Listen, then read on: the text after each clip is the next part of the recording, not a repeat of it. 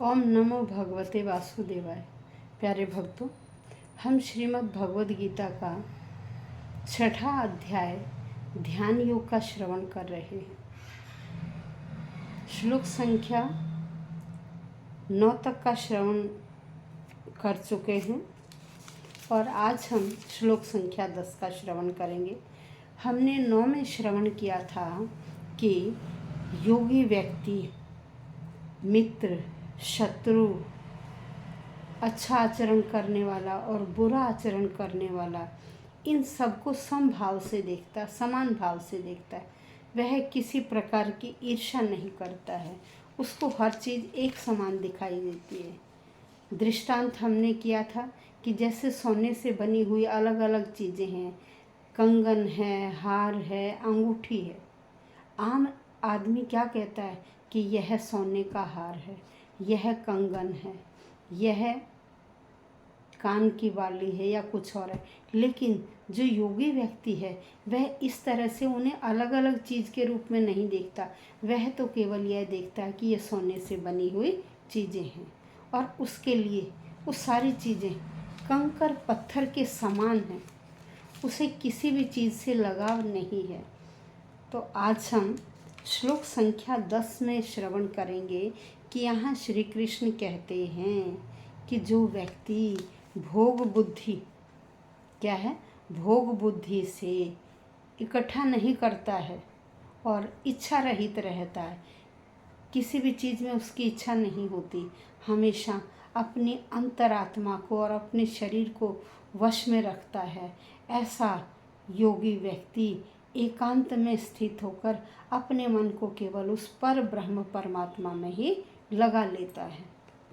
तो आइए अब श्लोक संख्या 10। योगी युञ्जीत सततम आत्मानं रहसि स्थितः एकाकी यत चित्तात्मा निराशीर परिग्रह। योगी, योगी का मतलब है योगी व्यक्ति। युञ्जीत, कृष्ण चेतना में अपने आप को केंद्रित कर देता, केवल ईश्वर में ही वह अपना ध्यान केंद्रित कर देता है, सततम लगातार। आत्मानम, अपने आप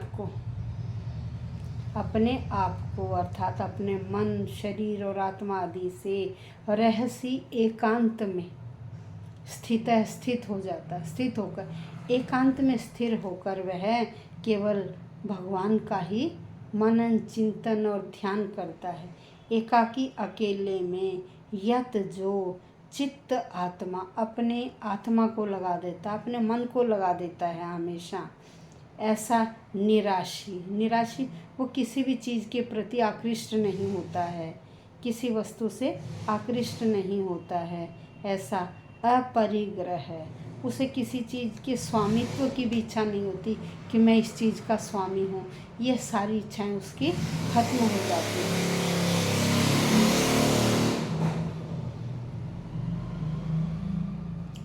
यहाँ पर बताया गया है कि योगी हमेशा अपने शरीर, मन और आत्मा को परमेश्वर में लगाकर एकांत में बड़ी सावधानी से अपने मन को वश में कर लेता है। उसका सांसारिक हर चीज़ से लगाव हट जाता है और केवल ईश्वर की तरफ ही ध्यान लग जाता है। ऐसे व्यक्ति को कृष्ण भावना भावित कहते हैं। यहाँ पर ध्यान योग के बारे में बताया गया है कि ध्यान योग का अधिकारी वह है जो व्यक्ति अपने सुख भोग के लिए विभिन्न वस्तुओं का संग्रह नहीं करता है, अपने मन को भोगों में नहीं लगाता है, किसी चीज़ की कामना नहीं करता है, अंतःकरण और शरीर को अपने वश में कर लेता है।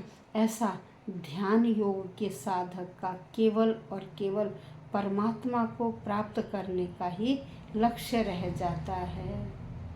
यहाँ युद्ध के समय में अर्जुन को ध्यान योग का उपदेश देने का औचित्य क्या है?